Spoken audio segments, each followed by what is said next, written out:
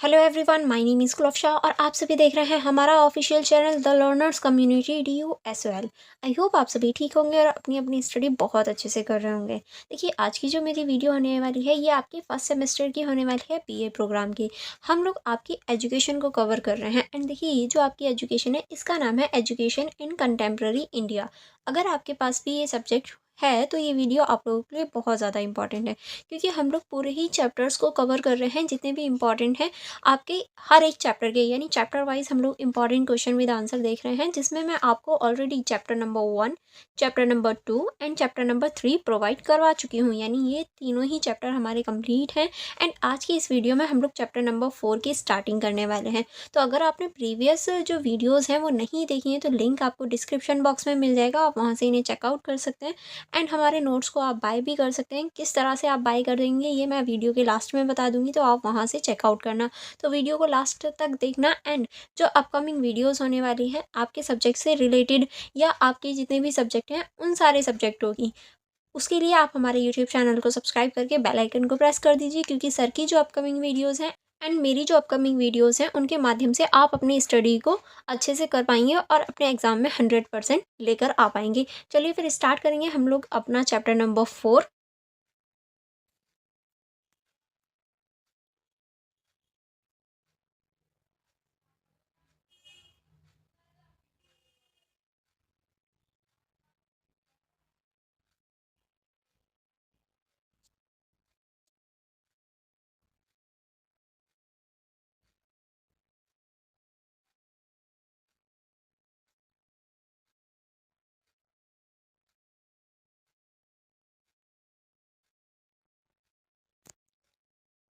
जैसे कि आप सभी देख सकते हैं, हमारा चैप्टर नंबर 4 है जिसका नाम है औपनिवेशिक भारत में शिक्षा।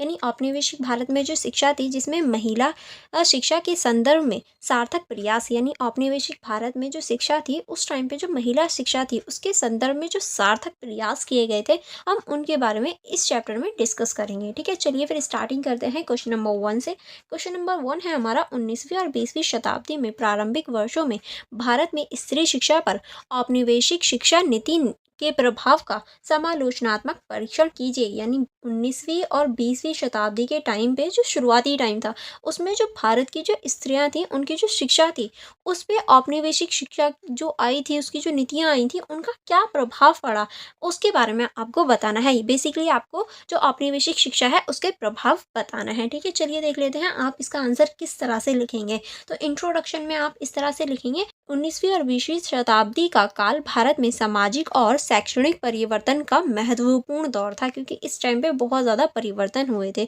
इस समय भारत अंग्रेजों के शासन के अधीन था और औपनिवेशिक शासन ने शिक्षा व्यवस्था को अपने हितों के अनुसार ढालने का प्रयास किया, क्योंकि अब औपनिवेशिक जो शिक्षा थी या औपनिवेशिक जो शासन था वो अपनी शिक्षा को लेकर आ रहे थे और भारत की जो शिक्षा थी, नीतियाँ थी, उन्हें खत्म कर रहे थे। ये हमने प्रीवियस जो चैप्टर्स हैं उनमें भी ये चीज़ देखी है। इस शिक्षा नीति का उद्देश्य भारतीय समाज में ऐसा वर्ग निर्माण करना था जो अंग्रेज़ों के प्रति वफादार हो और उनके प्रशासनिक कार्य में सहायता कर सके। बस यही इनकी जो शिक्षा नीति आई थी उसका मोटिव यही था। इस नीति के बीच महिलाओं की शिक्षा का प्रश्न भी धीरे धीरे सामने आया। यानी जब ये नीति आई तो ये भी प्रश्न उठा कि महिलाओं को भी शिक्षित करना चाहिए या नहीं। पारंपरिक भारतीय समाज में स्त्रियों की शिक्षा को आवश्यक नहीं माना जाता था। यानी अगर हम पारंपरिक रूप से देखें तो वहाँ पर स्त्रियों की जो शिक्षा थी उसे आवश्यक नहीं मानते थे। औपनिवेशिक शासन के दौरान इस विषय पर ध्यान दिया जाने लगा, परंतु इसका स्वरूप सीमित और नियंत्रित था। यानी औपनिवेशिक टाइम पे इस विषय पर यानी स्त्रियों की शिक्षा पर ध्यान तो दिया जाने लगा, लेकिन इसका जो स्वरूप था बहुत ज़्यादा सीमित और नियंत्रित था। इस काल में सामाजिक सुधार आंदोलनों और कुछ सरकारी नीतियों ने मिलकर स्त्री शिक्षा की दिशा और दशा दोनों को प्रभावित किया। यानी कुछ आंदोलन थे और कुछ सरकारी जो नीतियाँ थी, दोनों ने मिलकर जो स्त्री शिक्षा थी उसे एक तरह से दिशा देने का कार्य किया। अगर हम प्रमुख भागों की या मेन बॉडी की बात करें तो इसमें आप लिखेंगे औपनिवेशिक शिक्षा नीति का स्वरूप और उसका उद्देश्य। किस तरह से इसमें आप लिखेंगे, अंग्रेजों की शिक्षा नीति का मुख्य उद्देश्य प्रशासनिक कार्य के लिए निम्न स्तर के सहायक वर्ग तैयार करना था। यानी नीचे वाली पोस्ट पर रहकर लोग सहायक की तरह कार्य कर सकें। इस नीति में स्त्रियों की शिक्षा को प्राथमिकता नहीं दी गई थी। यानी स्त्रियों की शिक्षा पर अभी भी ध्यान नहीं दिया। स्त्रियों की शिक्षा को समाज सुधार की दृष्टि से देखा गया, ना कि उसके अधिकारों की रूप में, यानी सिर्फ समाज सुधारने के लिए स्त्रियों को शिक्षा देने की बात की गई। औपनिवेशिक सरकार के लिए शिक्षा एक माध्यम थी जिससे भारतीय समाज को नियंत्रित और सभ्य बनाया जा सके। इसीलिए स्त्रियों को सीमित दायरे में ऐसी शिक्षा दी गई जो वो उन्हें अच्छी पत्नी और सुसंस्कृति गृहिणी बना सके। यानी अब औपनिवेशिक जो शासन था उनके लिए भी शिक्षा इम्पॉर्टेंट थी, ताकि जो इंडियंस हैं वो उन्हें नियंत्रित कर सकें, यानी इंडियंस को वो लोग नियंत्रित कर सकें एंड सभ्य बना सकें। इसलिए इन्होंने शिक्षा दी। और जब स्त्रियों की बात की तो स्त्रियों को भी एक तरह से सीमित उसमें शिक्षा दी जाने लगी, ताकि वो अच्छी पत्नी बन सकें और अच्छी गृहिणी, यानी जो घर संभाल सके, ऐसी लेडी बन सकें। ठीक है, अब हम देखेंगे प्रारंभिक सुधार और कानूनों की भूमिका। क्या प्रारंभिक सुधार और कानूनों की भूमिका थी? इसमें आप लिखेंगे औपनिवेशिक काल में कुछ महत्वपूर्ण सामाजिक कानून पारित हुए जिन्होंने अप्रत्यक्ष रूप से स्त्री शिक्षा के प्रसारों में योगदान दिया। यानी प्रत्यक्ष तो नहीं, यानी डायरेक्ट तो नहीं, पर इनडायरेक्ट स्त्री शिक्षा को एक तरह से बढ़ाने का प्रयास किया। 1829 का सती निषेध अधिनियम, 1856 का विधवा पुनर्विवाह अधिनियम और 1929 का शारदा अधिनियम जैसे कानूनों ने समाज में महिलाओं की स्थिति को सुधारने का वातावरण बना दिया। यानी ये जो सारे ही कानून आए थे, इन्होंने एक तरह से महिलाओं की जो कंडीशन थी, स्थिति थी, उसको सुधारा। इन कानूनों ने शिक्षा के महत्व को सामाजिक सुधार से जोड़ा और धीरे धीरे बालिकाओं की शिक्षा के लिए रास्ते खोले, और धीरे धीरे जो लड़कियां थीं, औरतें थीं, उनकी शिक्षा पर ध्यान दिया जाने लगा कि हाँ, इन्हें भी एजुकेटेड होना चाहिए। ठीक है, चलिए नेक्स्ट देखेंगे। नेक्स्ट आप इसमें लिखेंगे मिशनरी प्रयास और विद्यालयों की स्थापना। क्या क्या मिशनरी प्रयास और विद्यालय जो थे उनकी स्थापना हुई?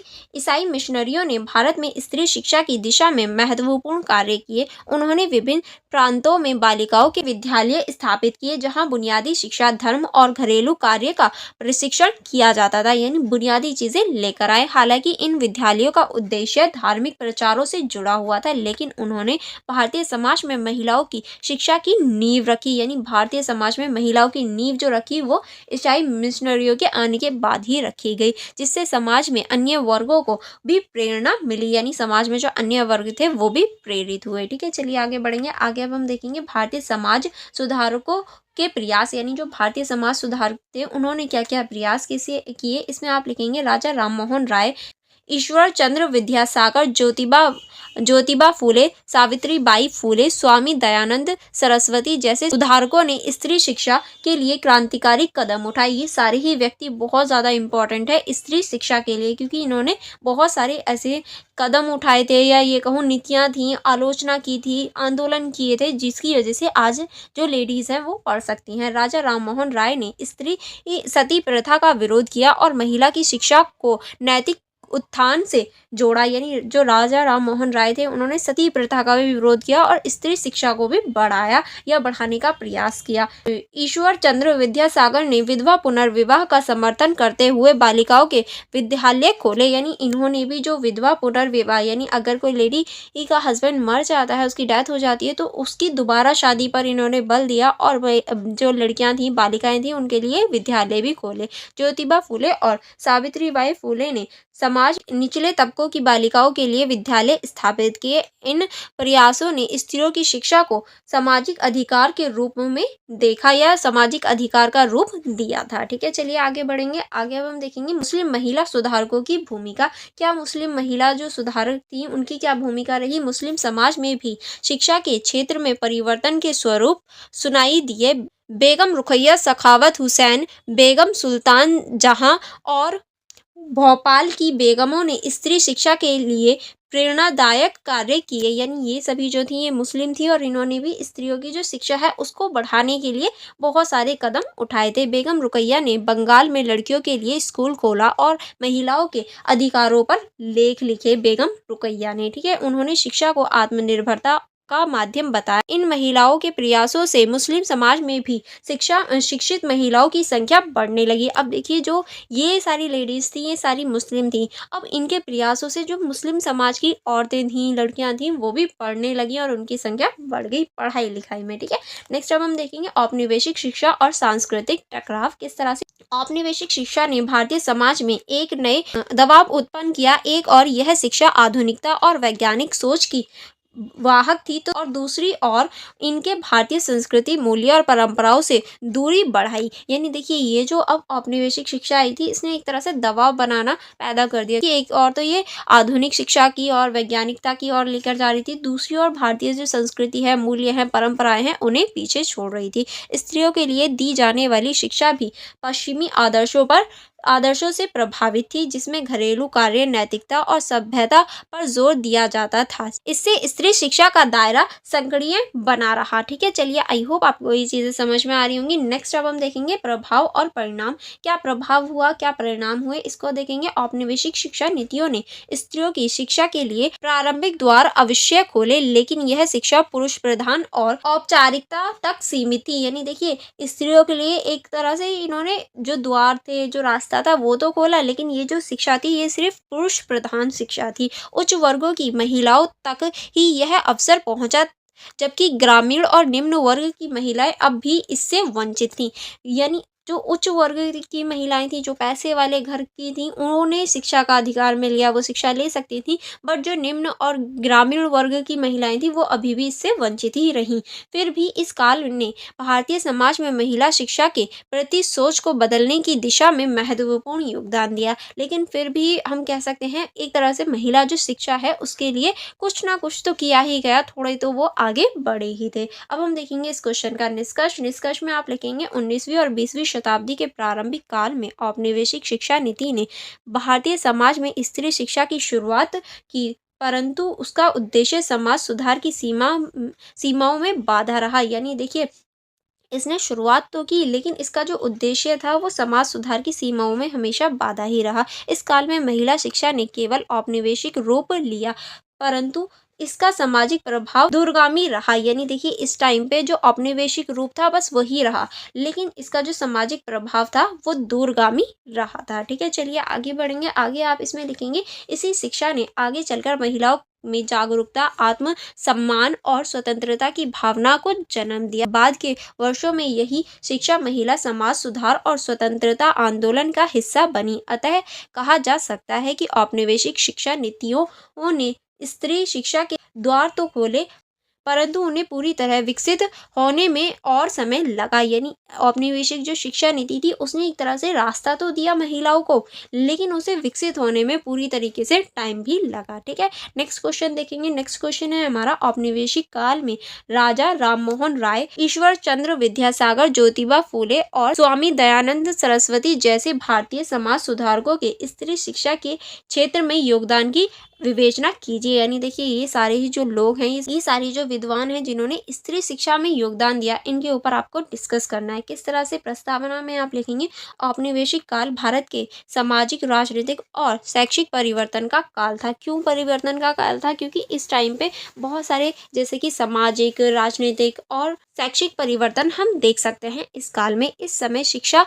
केवल पुरुषों तक सीमित थी, महिलाओं को शिक्षा प्रदान करने का अवसर लगभग नहीं था। यानी महिलाओं तक शिक्षा नहीं पहुंचाई जाती थी। समाज में स्त्रियों की स्थिति अत्यंत निम्न थी, यानी महिलाओं को बहुत ज़्यादा निम्न माना जाता था, बहुत ज़्यादा नीचे माना जाता था। सती प्रथा, बाल विवाह, पर्दा प्रथा, विधवा पुनर्विवाह का निषेध और अंधविश्वास जैसी कुरीतियां व्यापक रूप से प्रचलित थी। यानी जो अंधविश्वास होता है, किसी भी चीज़ पर विश्वास कर लेना, ऐसी बहुत ज़्यादा कुरीतियां थी।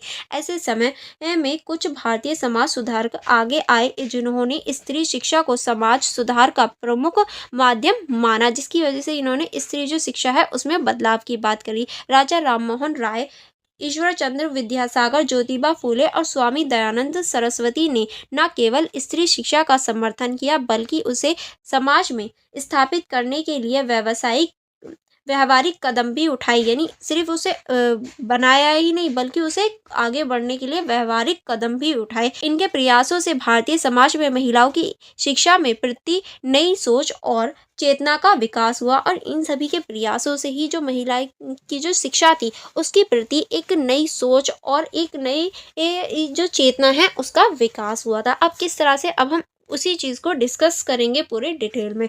यानी अगर हम पॉइंट वाइज देखें या पॉइंट वाइज इसको लिखेंगे, तो किस तरह से लिखेंगे, तो पहला आप लिखेंगे राजा राममोहन राय का योगदान। यानी पहले हम राजा राममोहन राय के योगदान की बात करें, तो राजा राममोहन राय भारतीय पुनर्जागरण के अग्रदूत माने जाते हैं, यानी भारतीय पुनर्जागरण का जो काल था उसमें सबसे अग्रदूत यानी सबसे पहले माने जाते हैं। उन्होंने स्त्री शिक्षा को समाज सुधार की नींव माना। उस समय महिलाओं को अंधविश्वास और धार्मिक बंधनों में बांध दिया गया था, यानी बहुत ज़्यादा अंधविश्वास और धार्मिक बंधन महिलाओं के ऊपर लगे हुए थे। राजा राममोहन राय ने सबसे पहले सती प्रथा का विरोध किया और 1829 में सती प्रथा निषेध अधिनियम लागू करवाने में महत्वपूर्ण भूमिका निभाई, यानी इन्होंने सबसे पहले सती प्रथा का विरोध किया। उनका मानना था कि महिलाओं को शिक्षित किए बिना समाज का विकास संभव ही नहीं है। अगर हम समाज का विकास करना चाहते हैं तो महिलाओं को शिक्षित करना होगा। उन्होंने 1822 में कलकत्ता में एंग्लो हिंदू स्कूल की स्थापना की, जहां आधुनिक शिक्षा दी जाती थी। उन्होंने स्त्रियों को धार्मिक और सामाजिक ज्ञान देने पर बल भी दिया ताकि वह समाज में अपने अधिकारों को पहचान सकें। राजा राममोहन राय ने शिक्षा के माध्यम से महिलाओं को अंधविश्वास, रूढ़ियों और पराधीनता से मुक्ति दिलाने का प्रयास किया, यानी एक तरह से इन्हें अंधविश्वास से बाहर निकालने का प्रयास किया था राजा राममोहन राय। अब हम देखेंगे ईश्वर चंद्र विद्यासागर का योगदान किस तरह से। ईश्वर चंद्र विद्यासागर ने बंगाल में महिला शिक्षा को संगठित रूप से आगे बढ़ाने का कार्य किया। उन्होंने महिलाओं की शिक्षा के लिए अनेक विद्यालय की स्थापना की। 1849 में उन्होंने बाल विधवाओं के पुनर्विवाह की पहल की और 1856 में विधवा पुनर्विवाह अधिनियम पारित करवाने में सफलता प्राप्त की, यानी इन्होंने इस टाइम पे विधवा के जो पुनर्विवाह है, या ये कहूँ जब किसी का हस्बैंड मर जाता है, उसकी डेथ हो जाती है, तो उसकी पुनर्विवाह के लिए इन्होंने पहल चलाई थी और यहाँ पर एक तरह से पहल अपना ली गई थी। उनका मानना था कि यदि स्त्रियों को शिक्षा नहीं मिली तो वह समाज में अपने अधिकारों के लिए खड़ी नहीं हो पाई। विद्यासागर ने बंगाल में कई अन्य विद्यालय खोले, जैसे कि बंथियून स्कूल। उन्होंने यह भी कहा कि शिक्षा का उद्देश्य केवल पढ़ाना लिखाना नहीं बल्कि आत्मनिर्भर और सशक्त बनाना है। विद्यासागर ने समाज में यह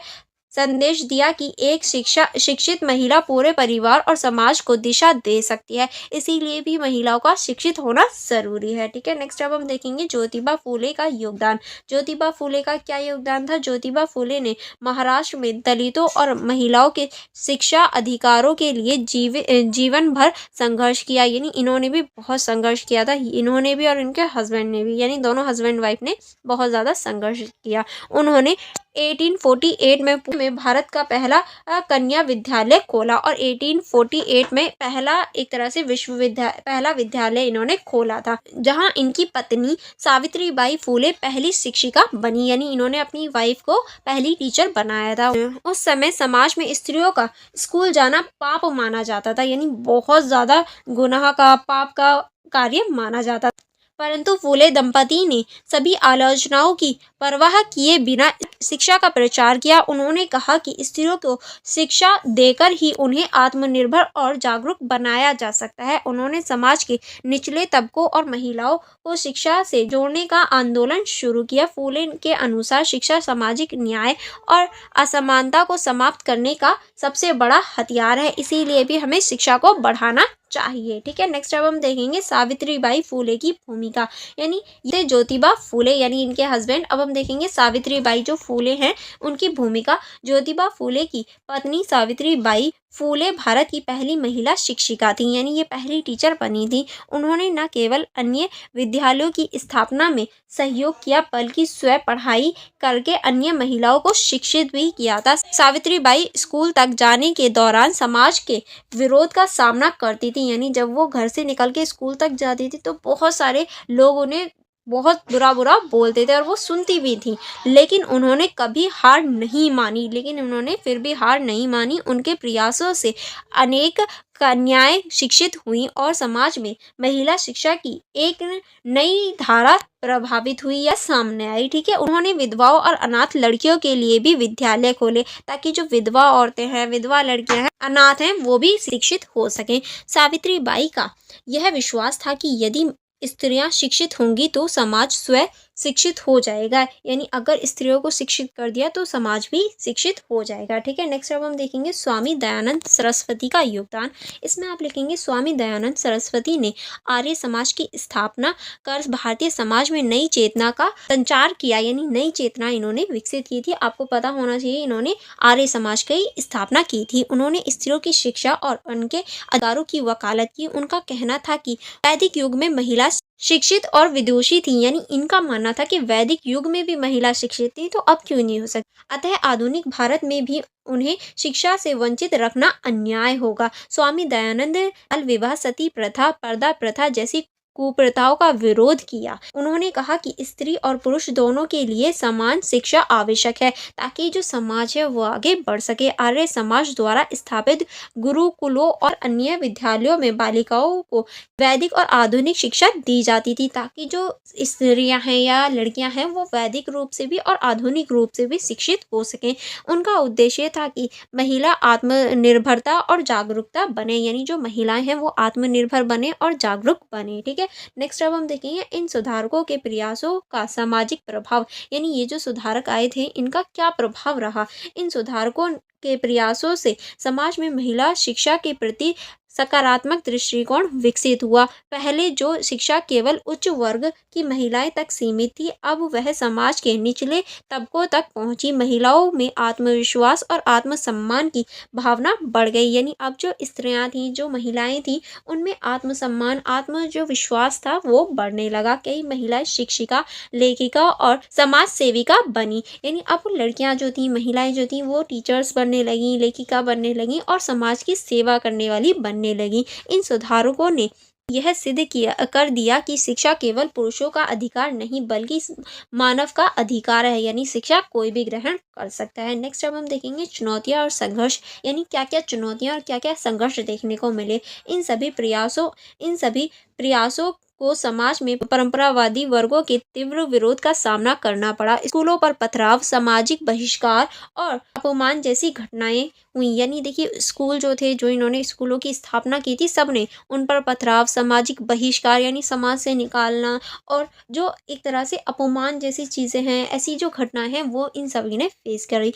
परंतु इन सुधारकों ने अपने दृढ़ निश्चय से इन सभी बाधाओं को पार किया। उनकी निष्ठा और त्याग ने आने वाली पीढ़ियों के लिए मार्ग प्रस्तुत किए ताकि आज जो पीढ़ी है, हम लोग जो हैं, जितनी भी लड़कियां पढ़ रही हैं वो सभी इन सभी की ही देन है। ठीक है, अब हम देखेंगे इस क्वेश्चन का निष्कर्ष में आप लिखेंगे राजा राममोहन राय, ईश्वर चंद्र विद्यासागर, ज्योतिबा फूले, सावित्रीबाई फूले और स्वामी दयानंद सरस्वती जैसे सुधारकों के प्रयासों से भारत में महिला शिक्षा की नई शुरुआत हुई, यानी इन सभी ने एक तरह से महिला शिक्षा को नई शुरुआत, नया रूप दिया था। उन्होंने यह समझा कि जब तक समाज की आधी आबादी शिक्षित नहीं होगी तब तक सच्चा विकास संभव नहीं है, इसलिए शिक्षा बहुत ज़्यादा ज़रूरी है। उनके कार्यों ने न केवल महिला की शिक्षा का अधिकार दिलाया बल्कि समाज को समानता, स्वतंत्रता और मानवीयता की दिशा में आगे भी बढ़ाया। आज भारतीय समाज में जो महिला शिक्षा, राजनीतिक विज्ञान और सामाजिक सेवा के क्षेत्र में अग्रय है, वह इन महान सुधारकों की दूरदर्शिता और संघर्ष का ही परिणाम है। यानी आज जो हमें शिक्षा मिलती है, राजनीति में, विज्ञान में, सभी में महिलाओं का जो योगदान है वो इन सभी की वजह से ही है, इन सभी की ही देन है। ठीक है, चलिए नेक्स्ट क्वेश्चन देखेंगे। नेक्स्ट क्वेश्चन है हमारा सती निषेध अधिनियम। जो सती निषेध अधिनियम आया था 1829 में, विधवा पुनर्विवाह अधिनियम 1856 में तथा शारदा अधिनियम जो कि आया था 1929 जैसी विधायी उपायों की स्त्री शिक्षा के विकास में भूमिका स्पष्ट कीजिए। यानी ये सभी जो आए थे, इन सभी ने जो एक तरह से विधायी उपाय थे, इन्होंने महिला जो स्त्री हैं उनकी जो शिक्षा है उसकी जो विकास है उसमें किस तरह से भूमिका निभाई, बेसिकली जो महिला हैं उनके विकास में किस तरह से भूमिका निभाई थी, इन सभी ने ये आपको बताना है। ठीक है, चलिए देखेंगे भारतीय समाज में स्त्रियों की स्थिति। सदियों तक अद्वितीय दयनीय रही सामाजिक बाधाओं, कुरीतियों और धार्मिक रूढ़ियों ने स्त्रियों को शिक्षा से दूर रखा। वह घर तक सीमित रहीं और उन्हें पुरुषों के अधीन माना गया।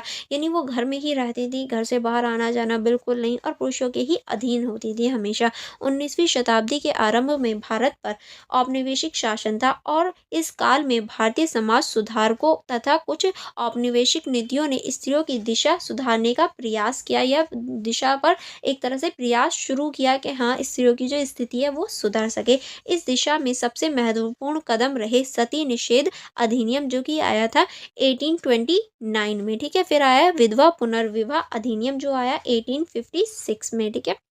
आगे चलेंगे, आगे अब हम देखेंगे और शारदा अधिनियम, जो आया था 1929 में। इन विधायी उपायों ने स्त्रियों को सामाजिक अन्याय से मुक्ति दिलाई और उन्हें शिक्षा प्राप्त करने के लिए अनुकूल वातावरण प्रदान किया। यानी देखिए, जब अंग्रेज भी आए थे तो वो भी ये चीज़ देख के हैरान थे कि यहाँ कंडीशन कितनी बुरी है स्त्रियों की। स्त्रियों को तो बिल्कुल निम्न ही माना जाता है, उनकी तो एक तरह से जानवर की तरह ट्रीट किया जाता था। तो ये सारी चीज़ें देखकर अंग्रेज़ों ने भी फिर यहाँ नीतियाँ या फिर एक तरह से शिक्षा के लिए कार्य करने शुरू किए। अगर प्रमुख भागों की बात करें या प्रमुख जो पॉइंट्स हैं, इसमें आप लिखेंगे सती निषेध अधिनियम, जो कि आया था 1829, और स्त्री शिक्षा के लिए उसका महत्व। यानी देखिए, अब हम जो सती निषेध अधिनियम बना था 1829, उसको देखेंगे और स्त्री शिक्षा में उसका क्या महत्व था। देखिए, बहुत सारे अधिनियम आए थे, लेकिन यहाँ आपके जो सबसे ज़्यादा इम्पोर्टेंट है वो दिए गए हैं। सती प्रथा भारत में लंबे समय से प्रचलित थी, जिसमें पति के मृत्यु के बाद पत्नी को उसकी ही चिता पर जला दिया जाता था। वह प्रथा स्त्री के अस्तित्व को नकारती थी। 1829 में लॉर्ड विलियम बेंटिक की सरकार ने राजा राममोहन राय जैसे समाज सुधारकों के प्रयास से सती प्रथा को अवैध और दंडनीय अपराध घोषित किया, ताकि जो सती प्रथा है उसको खत्म किया जा सके। अगर कोई भी स्त्री है, उसका हस्बैंड मर जाता था, तो उसे जिंदा उसकी जो चिता होती थी उसके साथ जला दिया जाता था। यही सती प्रथा थी। इस कानून ने स्त्रियों के जीवन के अधिकार को पुनर्स्थापित किया। जब स्त्रियों को जीवन जीने का अधिकार मिला, तब वह आगे चलकर शिक्षा प्राप्त करने की दिशा में बढ़ सकी। सती प्रथा के उन्मूलन ने समाज में यह सोच पैदा की कि स्त्रियां केवल पर निर्भर नहीं हैं, बल्कि उनके भी अधिकार हैं। इस प्रकार यह अधिकार स्त्री शिक्षा की दिशा में पहला सामाजिक आधार बना। यानी जब सती प्रथा को रोका गया, तो इस बात पर सोच विचार पड़ी कि स्त्रियां हमेशा किसी पर भी निर्भर नहीं होती, उनके भी खुद के भी अधिकार हैं, वो भी एक मनुष्य हैं। तो फिर धीरे धीरे जो स्त्रियों की कंडीशन थी उसमें सुधार आया। नेक्स्ट अब हम देखेंगे सामाजिक मानसिकता में परिवर्तन और शिक्षा के लिए मार्ग प्रस्तुत होना। किस तरह से सती निषेध अधिनियम ने समाज की मानसिकता को झंझोड़ दिया। धीरे धीरे लोग यह समझने लगे कि स्त्रियां भी परिवार और समाज का समान रूप से महत्वपूर्ण हिस्सा हैं। इस सोच के कारण स्त्रियों के प्रति सम्मान बढ़ा और उनकी शिक्षा को लेकर सकारात्मक दृष्टिकोण विकसित हुआ, और धीरे धीरे ही लोगों को एहसास हुआ कि जो स्त्रियां हैं वो भी तो परिवार का हिस्सा हैं, तो हमें उन्हें ऐसे नहीं जलाना चाहिए। महिलाओं को जीवित रहने और स्वतंत्र सोचने की प्रक्रिया ने उन्हें समाज में सक्रिय भागीदारी की ओर प्रेरित किया। स्कूलों की स्थापना के लिए भी प्रेरणा मिली, क्योंकि समाज में यह स्वीकार्यता बनने लगी कि शैक्षिक स्त्रियां परिवार और समाज दोनों के लिए उपयोगी होंगी। यानी ये समाज में धारणा बन गई धीरे धीरे के जो लड़कियां पढ़ी लिखी हैं, समझदार हैं, वो परिवार के साथ साथ समाज के लिए भी, दोनों के लिए उपयोगी हैं। ठीक है, नेक्स्ट अब हम देखेंगे विधवा पुनर्विवाह अधिनियम, जो कि आया था हमारा 1856, और उसका प्रभाव, यानी ये जो आया था इसका क्या प्रभाव रहा, और ये जो अधिनियम है इसके बारे में देखेंगे। भारतीय समाज में विधवाओं की स्थिति अत्यंत दयनीय थी। उन्हें अपवित्र माना जाता था, अधिकार छीन लिए जाते थे और उन्हें जीवन भर एकाकीपन झेलना पड़ता था। ईश्वर चंद्र विद्यासागर के प्रयासों से 1856 में विधवा पुनर्विवाह अधिनियम पारित किया गया। यानी देखिए, जब विधवा औरतें थी, यहाँ पर तो विधवा जो औरतें होती थी उन्हें बचा लिया गया, लेकिन बचने के बाद उनके साथ बहुत ज़्यादा बुरा व्यवहार होता था। उन्हें ना तो कोई कलर पहनने की अनुमति थी, ना प्याज खाने की, ना लहसुन खाने की, ऐसी बहुत सारी अनुमतियाँ जो थी वो उनसे छीन ली थी, बस वाइट कपड़े पहनती थी। तो एक तरह से अब उनके ये जो इतना बुरा व्यवहार होता था, अब उसके विरुद्ध लड़ाई लड़ने या फिर उसके विरुद्ध आवाज़ उठाने की बात शुरू हुई। इस अधिनियम ने विधवाओं को पुनः विवाह का अधिकार दिया और उन्हें सामाजिक जीवन में पुनः प्रवेश का अवसर प्रदान किया, ताकि जो स्त्रियां हैं वो दोबारा विवाह करके सामाजिक जीवन बना सके, जिससे महिलाओं के प्रति सहानुभूति और संवेदना का वातावरण बना। अब समाज में यह विचार उभरने लगा कि अगर स्त्रियां शिक्षित होंगी तो वह आत्मनिर्भर बन सकेंगी और अपने निर्णय स्वयं ले सकेंगी। इस सोच ने स्त्री शिक्षा के प्रयासों को बढ़ा दिया। ठीक है, अब हम देखेंगे शिक्षा के माध्यम से आत्मनिर्भरता की भावना का विकास किस तरह से हुआ। विधवा पुनर्विवाह अधिनियम के बाद समाज में स्त्रियों के लिए शिक्षा को आवश्यक माना जाने लगा। यह मान्यता बनी कि शिक्षा के माध्यम से स्त्रियां अपनी आर्थिक स्थिति सुधार सकती हैं और समाज में सम्मानजनक जीवन जी सकती हैं। शिक्षा ने स्त्रियों को आत्मविश्वास और आत्मनिर्भरता प्रदान की। कई विधवाओं ने शैक्षणिक कार्य अपनाया, समाज सेवा में भाग लिया और दूसरों के लिए उदाहरण भी बनी, जैसे कि सावित्रीबाई फूले थी। इस प्रक्रिया ने समाज में स्त्रियों की भूमिका को पुनर्परिभाषित किया। अब जो समाज में स्त्रियों की परिभाषा थी या फिर उन्हें कमज़ोर माना जाता था, बुद्धिहीन माना जाता था, अब वो चीज़ें चेंज होने लगी। नेक्स्ट अब हम देखेंगे शारदा अधिनियम, जो कि आया था 1929 में। और बाल विवाह पर रोक, किस तरह से बाल विवाह भारतीय समाज की एक गंभीर समस्या थी। छोटी उम्र में विवाह होने के कारण बालिकाएं शिक्षा से वंचित रह जाती थीं। 1929 में शारदा अधिनियम पारित, जिसके तहत विवाह की न्यूनतम आयु लड़कियों के लिए 14 वर्ष और लड़कों के लिए 18 वर्ष निर्धारित की गई। यानी देखिए उस टाइम पे 14 वर्ष की जो लड़कियां थी उनका विवाह होता था। अगर हम आज के टाइम पे देखें तो 14 वर्ष तो अभी भी बहुत छोटा लगेगा हमें, कि 14 वर्ष की उम्र में विवाह हो जाता था। तो उस टाइम पे इससे छोटी लड़कियों की शादी हो जाती थी, जब 14 वर्ष एक तरह से नियुक्ति किया गया कि लड़कियां कम से कम 14 वर्ष की होनी चाहिए और लड़के 18 साल के होने चाहिए जब उनका विवाह होगा। ठीक है, इस कानून ने बालिकाओं को शिक्षा प्रदान करने का समय दिया। अब माता पिता अपनी बेटियों को विवाह से पहले विद्यालय भेजने लगे। इस अधिनियम ने स्त्रियों की शिक्षा के लिए ठोस सामाजिक आधार तैयार किया और बालिकाओं में जागरूकता का प्रयास किया। ठीक है, ताकि जो महिलाएं हैं अब जागरूक होने लगी। अब हम देखेंगे स्त्री शिक्षा के लिए अनुकूल वातावरण का निर्माण, किस तरह से इन सभी कानूनों के बाद समाज में महिलाओं के प्रति दृष्टिकोण में बड़ा परिवर्तन आया। अब यह विचार उभरने लगा कि स्त्री केवल गृहस्थी जीवन तक सीमित नहीं है, बल्कि समाज की प्रगति में भी भागीदारी हैं। यानी जो समाज की प्रगति है उसके लिए भी महिला बहुत ज़्यादा इम्पोर्टेंट है। विभिन्न सुधारकों ने स्कूलों की स्थापना की, जैसे विद्यासागर फूले और स्वामी दयानंद ने महिला शिक्षा को बढ़ावा दिया था। विधायी सुधारों के कारण समाज में यह विश्वास जगा कि स्त्रियों को शिक्षित करना पाप नहीं है बल्कि कर्तव्य है। अब धीरे धीरे ये एक तरह से धारणा बनी कि स्त्रियों को शिक्षा देना, उन्हें आगे बढ़ाना कोई पाप का काम नहीं बल्कि कर्तव्य है। अब हम देखेंगे समाज सुधार आंदोलन पर इन विधि उपायों का प्रभाव, यानी क्या प्रभाव पड़ा। इसमें आप लिखेंगे इन तीनों अधिनियमों ने समाज सुधार आंदोलन को नई दिशा दी। सुधारकों को कानून समर्थन मिला, जिससे उन्होंने स्त्री शिक्षा के लिए ठोस प्रयास किए। समाज में शिक्षा को सामाजिक सुधार का माध्यम माना जाने लगा। विधायी उपायों ने स्त्री शिक्षा को केवल अधिकार नहीं बल्कि सामाजिक जिम्मेदारी के रूप में स्थापित किया, जिसके परिणाम स्वरूप 19वीं सदी के उत्तरार्ध में अनेक महिला विद्यालय खुले और महिलाएं धीरे धीरे सार्वजनिक जीवन में आगे बढ़ने लगी या फिर जाने लगी। यानी अब उनके जो सार्वजनिक जीवन था उसमें सुधार आने लगा। अब हम देखेंगे इस क्वेश्चन का निष्कर्ष। चलिए देख लेते हैं इस क्वेश्चन के निष्कर्ष में आप क्या लिखेंगे। निष्कर्ष में आप लिखते निषेध अधिनियम, विधवा पुनर्विवाह अधिनियम और शारदा अधिनियम जैसे विधायी उपाय केवल कानूनी प्रावधान नहीं थे, बल्कि भारतीय समाज की सोच में क्रांतिकारी परिवर्तन के प्रतीक बने। इसने स्त्रियों को जीवित रहने, पुनः जीवन शुरू करने और शिक्षा प्राप्त करने का अधिकार दिया, ताकि जो स्त्रियां हैं वो आगे बढ़ सके। इन अधिनियमों ने समाज में महिलाओं की गरिमा को पुनर्स्थापित किया और उन्हें शिक्षा के माध्यम से आत्मनिर्भरता की ओर अग्रसर किया, ताकि जो महिलाएं हैं वो भी आत्मनिर्भर बन सके। परिणाम स्वरूप 20वीं शताब्दी तक भारत में महिला शिक्षा की नींव मजबूत हुई और आगे चलकर स्वतंत्र भारत में समान शिक्षा का मार्ग प्रस्तुत किया गया। यानी अब आगे चलकर जो समान शिक्षा है स्त्री और पुरुषों के लिए, दोनों के लिए इसका मार्ग प्रस्तुत हुआ। इस प्रकार यह विधायी उपाय भारतीय स्त्री शिक्षा इतिहास के आधार स्तंभ बने और महिला के उत्थान की दिशा में मील का पत्थर सिद्ध हुए। यानी आगे चल के ये एक तरह से महिला के जो शिक्षा है उसके आधार स्तंभ बने और महिला की शिक्षा में ये मील का पत्थर साबित भी हुए। आई होप आपको यहाँ तक सारे क्वेश्चन समझ में आए होंगे। इससे आगे के जो क्वेश्चन है वो हम सेकंड वीडियो में कवर करेंगे। ओके,